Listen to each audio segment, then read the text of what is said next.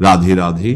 आप सभी को वट सावित्री व्रत की बहुत बहुत शुभकामनाएं। सनातन धर्म की पावन परंपराओं में वट सावित्री व्रत का विशेष महत्व बताया गया है। यह केवल एक व्रत नहीं बल्कि पति पत्नी के अटूट प्रेम, विश्वास, समर्पण और अखंड सौभाग्य का दिव्य प्रतीक है। जहां एक ओर माता सावित्री ने अपने तप, प्रेम और अटल निष्ठा से स्वयं धर्मराज यमराज को भी झुका दिया, वहीं यह पावन व्रत आज भी हर सुहागिन स्त्री के जीवन में सुख, शांति और अखंड सौभाग्य का आशीर्वाद लेकर आता है। तो आइए भगवान विष्णु, माता लक्ष्मी, धर्मराज जी और माता सावित्री का स्मरण करते हुए बड़े प्रेम और श्रद्धा के साथ सुनते हैं वट सावित्री व्रत की संपूर्ण पावन कथा। बोलिए विष्णु भगवान की जय, धर्मराज जी की जय, माता सावित्री देवी की जय, सनातन धर्म की जय। एक समय की बात है, राजा युधिष्ठिर ने भगवान श्री कृष्ण से पूछा, हे भगवान, आप मुझसे सावित्री व्रत के विधान का वर्णन करें। यह व्रत कैसे किया जाता है और इस व्रत की कथा क्या है? सबसे पहले इस व्रत को किसने किया? तब भगवान कृष्ण बोले, हे महाराज, सावित्री नाम की एक राजकन्या ने वन में जिस प्रकार यह व्रत किया, स्त्रियों के कल्याण के लिए मैं उस व्रत का वर्णन करता हूं। आप ध्यान से सुनिए।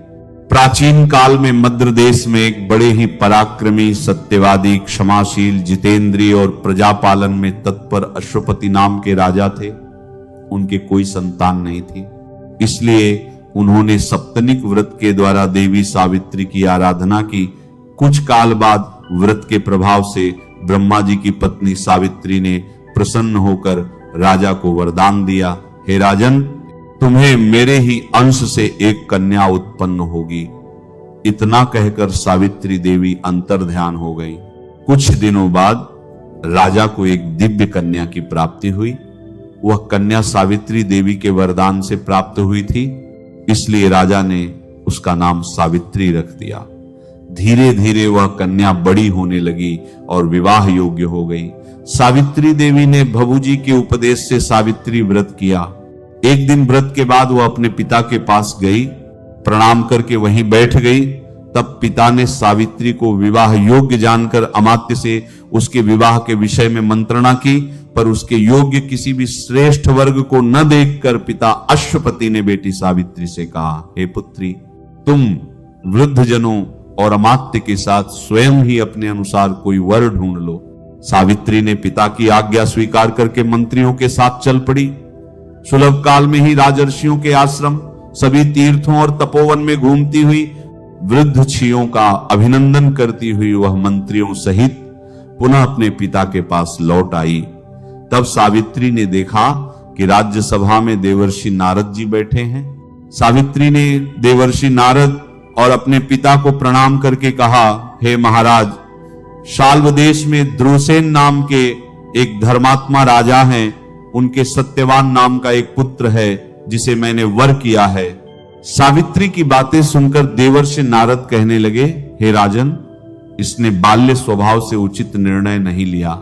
यद्यपि वह धर्मात्मा है, परंतु एक भारी दोष है। आज ही के दिन ठीक 1 वर्ष बाद उसकी मृत्यु हो जाएगी। देवर्षि नारद की बातें सुनकर राजा ने सावित्री को कोई दूसरा वर ढूंढने के लिए कहा। तब सावित्री कहने लगी, राजा की आज्ञा एक ही बार होती है, पंडित जन भी एक ही बार बोलते हैं और कन्या भी एक ही बार दी जाती है।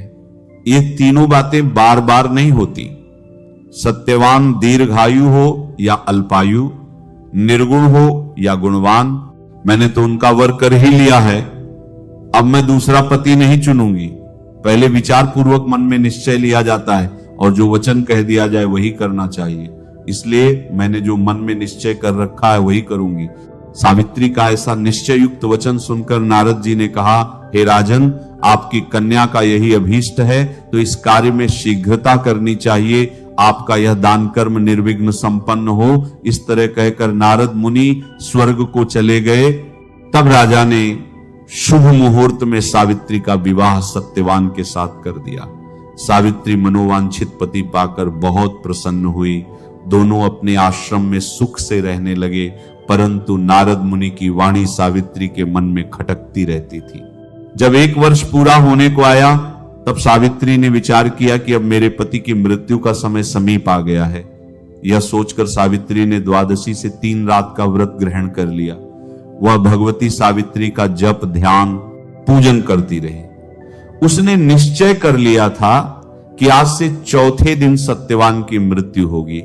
3 दिन रात पूरे नियम से व्यतीत करके चौथे दिन देवताओं और पितरों को संतुष्ट करके उसने अपने सास ससुर के चरणों में प्रणाम किया। सत्यवान वन से लकड़ी लाया करता था। उस दिन भी वह वन से लकड़ी लाने जाने लगा तो सावित्री भी उसके साथ जाने लगी। इस पर सत्यवान ने सावित्री से कहा, वन में जाने के लिए अपने सास ससुर से पूछ लो। वह पूछने गई।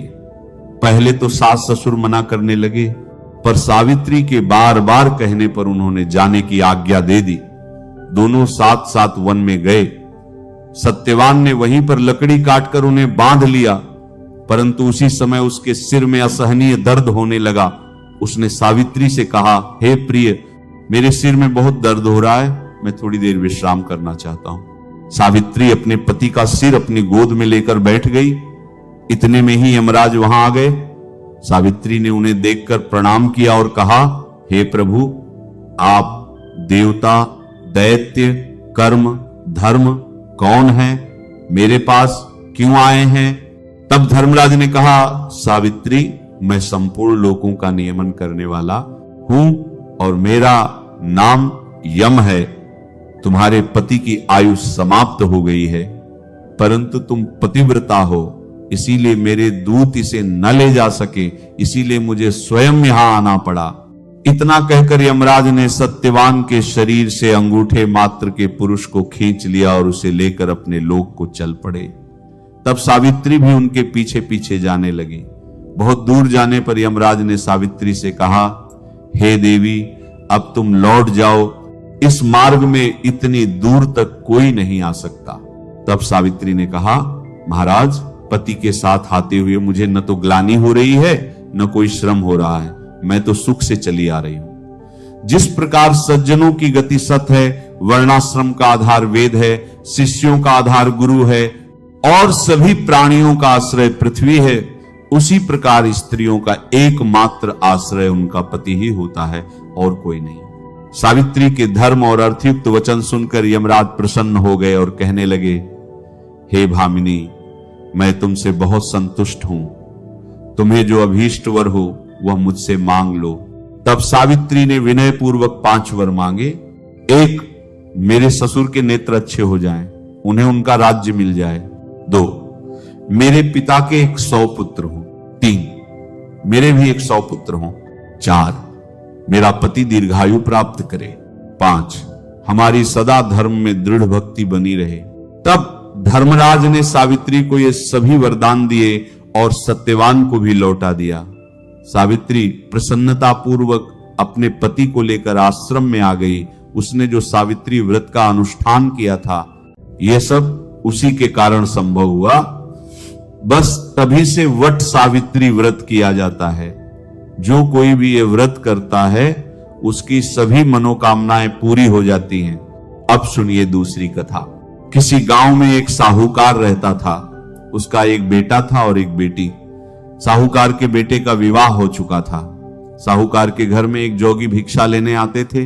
जब साहूकार की बहू भिक्षा देने जाती तो जोगी भिक्षा ले लेते, लेकिन जब साहूकार की बेटी भिक्षा देने जाती तो जोगी भिक्षा नहीं लेते थे और कहते, बेटी सुहागन तो है पर इसके भाग्य में दुख लिखा है। यह सुनकर बेटी दुबली पतली होने लगी। एक दिन उसकी मां ने पूछा, तुम सूखती क्यों जा रही हो, दुबली पतली क्यों होती जा रही हो? तब बेटी ने मां को जोगी वाली सारी बात बता दी। अगले दिन मां छिपकर बैठ गई। जब जोगी आए तो देखा बेटी ने जो कहा था सच था। जैसे ही बेटी भिक्षा देने लगी, जोगी ने भिक्षा नहीं ली। तब मां ने जोगी से पूछा, आप मेरी बेटी से भिक्षा क्यों नहीं लेते और ऐसा क्यों कहते हैं? जोगी बोले, इसका भाग्य ऐसा ही है। तब मां जोगी के चरणों में गिर पड़ी और बोली, इसका कोई उपाय बताइए। जोगी बोले, 7 समुद्र पार एक सोमा नाम की स्त्री रहती है। वह अमावस्या का व्रत करती है। वो अपने व्रत का फल तुम्हारी बेटी को देगी, तभी इसका दुख दूर होगा। जोगी की बात सुनकर लड़की की मां सोमा की तलाश में निकल पड़ी। थोड़ी दूर चलते चलते थक गई। रास्ते में एक पीपल का पेड़ था, उसके नीचे बैठकर विश्राम करने लगी। तभी देखा कि एक सांप गरुड़ पक्षी के बच्चों को खाने आ रहा है। वह लपककर सांप को मार देती है और गरुड़ पक्षी के बच्चे को बचा लेती है। इतने में गरुड़ पक्षी का जोड़ा उड़ता हुआ आया। वहां खून देखकर उन्होंने सोचा कि इसने हमारे बच्चों को मार दिया और उसे चोट मारने लगे। तब वह कहती है, मैंने तुम्हारे बच्चों को नहीं मारा, ये देखो यहां सांप आया था जो तुम्हारे बच्चों को खाना चाहता था। मैंने इस सांप को मारा है और ये खून इसी सांप का है। तब गरुड़ पक्षी का जोड़ा प्रसन्न होता है और कहता है, हम तुमसे प्रसन्न हैं, तुम्हें जो चाहिए वह मांग लो। वो कहती है, मुझे 7 समुद्र पार पहुंचा दो। वे उस लड़की की मां को 7 समुद्र पार पहुंचा देते हैं। वह सोमा धोबन के घर पहुंचती है। सोमा के 7 बेटे और 7 बहुएं थी, लेकिन सारी बहुएं काम करने के लिए आपस में बहुत लड़ती थी। अब वो लड़की की मां सोमा को प्रसन्न करने के लिए सबके सोते समय घर का सारा काम करने लगी। काम करके छिप जाती। सुबह उठकर सब सोचते, ये सब काम कौन करता है। सोमा भी सोचने लगी कि कौन सी बहू है जो इतना काम करने लगी। एक दिन वह चुपचाप आंखें बंद करके लेट गई। तब उसने देखा कि मुहां अंधेरे एक औरत आई और घर के सारे काम करके चुपचाप जाने लगी।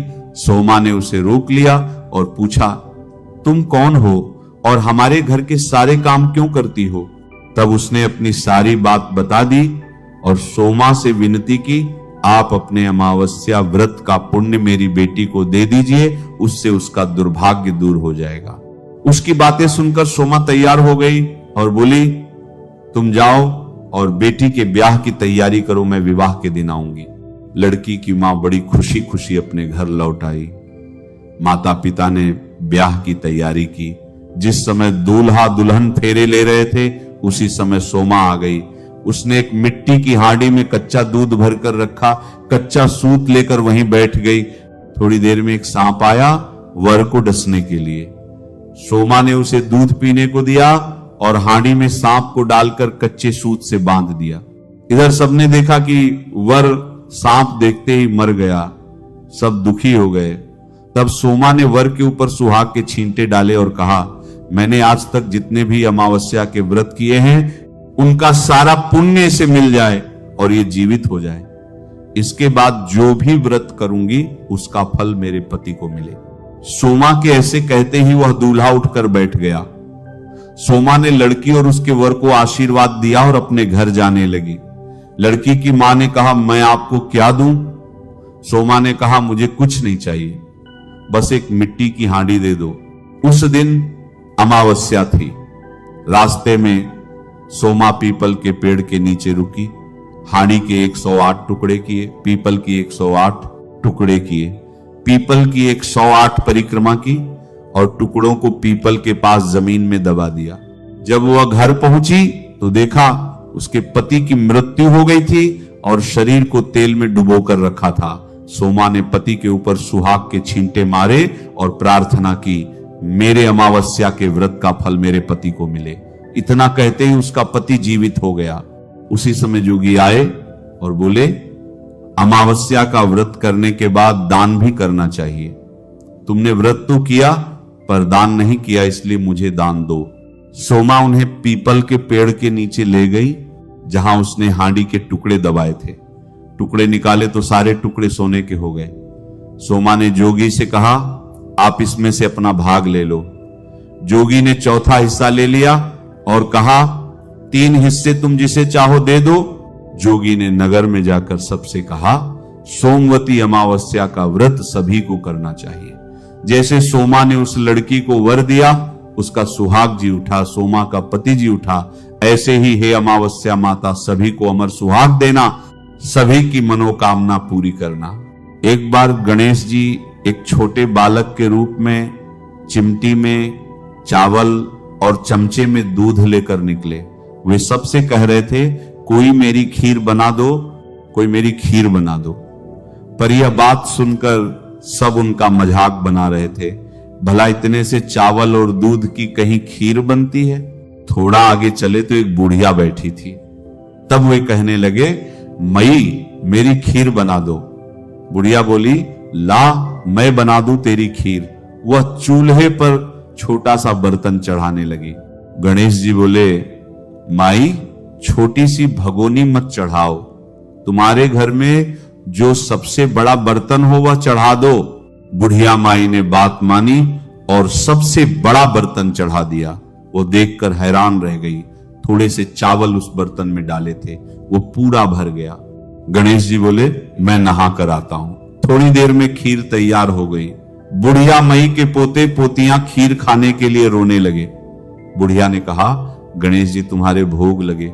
ऐसा कहकर चूल्हे में थोड़ी सी खीर डाली और कटोरी कटोरी भरकर बच्चों को खीर दे दी। बुढ़िया माई की पड़ोसन ऊपर से देख रही थी।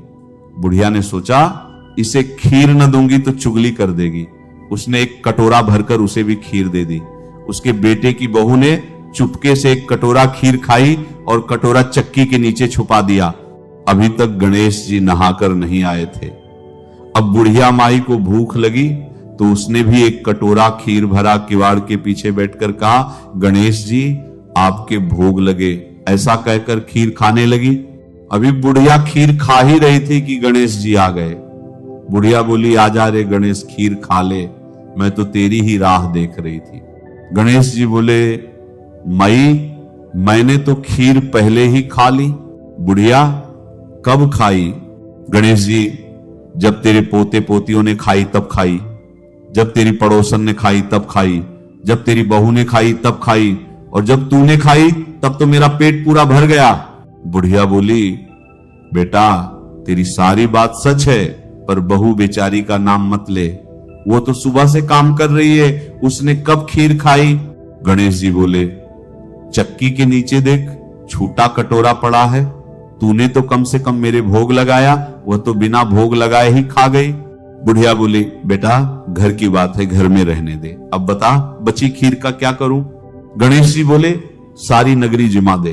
बुढ़िया माई ने नगरी में न्योता दे आई। सब हंसने लगे। इसके घर में खुद खाने को नहीं, नगरी क्या जिमाएगी। पर बुढ़िया ने पूरी नगरी जिमा दी, फिर भी खीर का बर्तन पूरा भरा था। राजा को पता चला। उसने बुढ़िया को बुलाकर कहा, क्यों रे बुढ़िया, ऐसा बर्तन तुम्हारे घर अच्छा लगे या हमारे घर? बुढ़िया बोली, राजा जी आप ले लो। राजा ने खीर का बर्तन महल में मंगा लिया, पर महल में आते ही खीर में कीड़े मकोड़े बिच्छू पड़ गए, दुर्गंध आने लगी।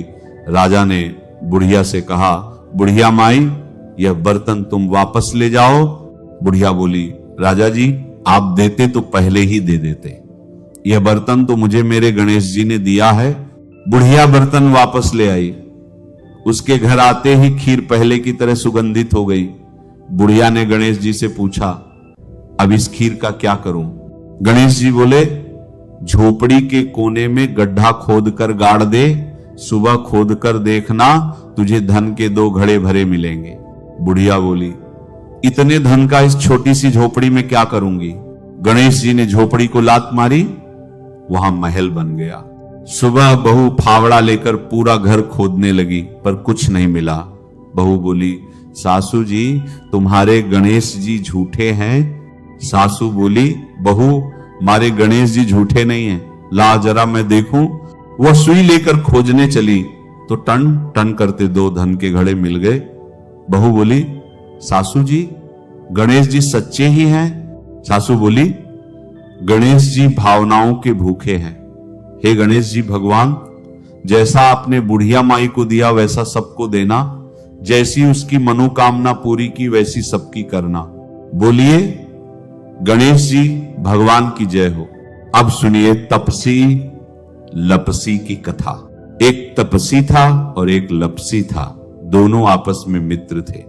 तपसी सदा भगवान की सेवा, पूजा और तपस्या करता। लपसी को पूजा पाठ नहीं आता था। वह रोज सवा शेर की लापसी बनाता, भगवान को भोग लगाता, घंटी बजाता, जीम कर चादर तान कर सो जाता। एक दिन दोनों में बहस छिड़ गई कि कौन भगवान का सबसे बड़ा भक्त है। तपसी कहे मैं बड़ा भक्त हूं। लपसी कहे नहीं मैं सबसे बड़ा भक्त हूं। लपसी बोला तुम भक्त कैसे हुए? मैं सारा दिन भगवान की भक्ति पूजा तपस्या करता हूं, मैं बड़ा भक्त हूं। तुम क्या करते हो? तुम तो बस भोग लगाते हो और जिम कर चादर तान कर सो जाते हो। दोनों लड़ रहे थे। उसी समय नारद मुनि पृथ्वी पर घूमने आए। उन्होंने दोनों को लड़ते देखा, कारण पूछा। दोनों ने नारद मुनि को प्रणाम किया और अपनी समस्या बताई। तपस्वी बोला नारद मुनि जी, मैं हमेशा भगवान की भक्ति तपस्या करता हूं, पर लपसी कह रहा है कि भगवान का सबसे बड़ा भक्त वही है। लपसी बोला नारद मुनि जी, मैं पूजा पाठ और मंत्र जाप की विधि नहीं जानता, बस इतना जानता हूं कि सच्चे मन से सबकी सेवा करो, उसी से भगवान प्रसन्न हो जाते हैं। मैं रोज 1.25 सेर की लापसी बनाता हूं, भोग लगाता हूं, मैं जिम कर सो जाता हूं। मुझसे जितना हो सकता है सबकी सेवा और मदद करता हूं। मुझे लगता है कि प्राणी मात्र की सेवा करना ही भगवान की सच्ची भक्ति है, इसलिए मैं अपने आप को भगवान का सच्चा और सबसे बड़ा भक्त मानता हूं। दोनों की बात सुनकर नारद मुनि कुछ देर सोच में पड़ गए, फिर बोले तुम दोनों आपस में मत लड़ो, तुम में से कौन भगवान का सबसे बड़ा भक्त है यह मैं कल सिद्ध कर दूंगा। अगले दिन जब तपसी सुबह सुबह नदी पर स्नान करने जाने लगा तो नारद मुनि ने उसके रास्ते में 1.25 करोड़ की एक अंगूठी रख दी। तपसी ने देखा ये बहुत कीमती है। उसने सोचा किसी की गिरी होगी। उठाकर देखा करोड़ों की अंगूठी थी। तपसी के मन में लालच आ गया। उसने सोचा इस अंगूठी को बेचकर बहुत पैसे लूंगा, बड़े बड़े यज्ञ करूंगा, मंदिर बनवाऊंगा, भगवान की खूब भक्ति करूंगा और अपने आप को सबसे बड़ा भक्त सिद्ध कर दूंगा। उसने अंगूठी अपने पास रख ली और तपस्या करते समय पैर के नीचे दबाकर बैठ गया। उधर लपसी ने रोज की तरह 1.25 सेर की लापसी बनाई और भगवान को भोग लगाने चला।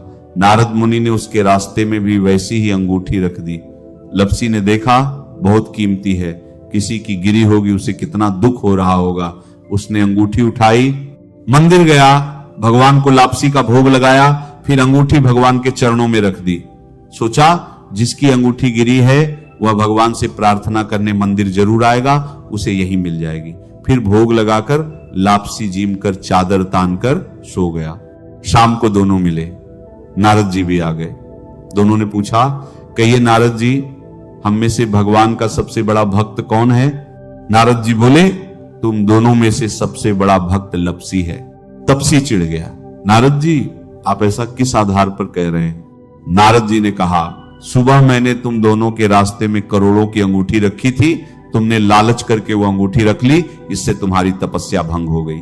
पर लपसी ने लालच नहीं किया, उसने वो अंगूठी भगवान के चरणों में चढ़ा दी, ये सोचकर कि जिसकी है वह ले जाएगा। इसीलिए लपसी ही भगवान का सबसे बड़ा भक्त है। तपसी को अपनी भूल का बहुत पछतावा हुआ। वह नारद जी के पैरों में गिरकर जोर जोर से रोने लगा और बोला हे भगवान मुझ पर दया करो, मुझसे गलती हो गई। अब बताओ मेरी तपस्या का फल मुझे कैसे मिलेगा? नारद जी को उस पर दया आ गई। वे बोले जो यह सारी कहानी कहकर तेरी कहानी नहीं कहेगा उसकी तपस्या का सारा फल तुझे मिल जाएगा। जो ब्राह्मण जीम कर दक्षिणा नहीं देगा, जो साड़ी बलौत देकर दक्षिणा नहीं देगा, जो अपने घर में गाय कुत्ते की रोटी नहीं बनाएगा, जो दीपक जलाकर हाथ नहीं जोड़ेगा और दीपक से दीपक जलाएगा, उसकी पूजा पाठ और तपस्या का सारा फल तुझे मिल जाएगा। इतना कहकर नारद जी अंतर ध्यान हो गए। इसीलिए हर कथा कहानी के साथ तपसी लपसी की कहानी कही जाती है, वरना किसी भी कथा कहानी का फल नहीं मिलता।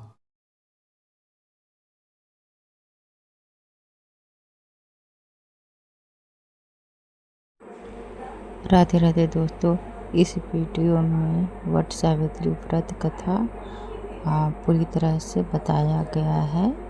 उम्मीद है कि आपको पसंद आया होगा। मेरे इस चैनल को सब्सक्राइब कर दीजिएगा, वीडियो को लाइक करके शेयर कर दीजिएगा। फिर से मिलते हैं नए भक्ति वीडियो में। अपना ध्यान रखिएगा। भगवान जी का हम सब पर अपना आशीर्वाद, उनका आशीर्वाद हमेशा बना रहे।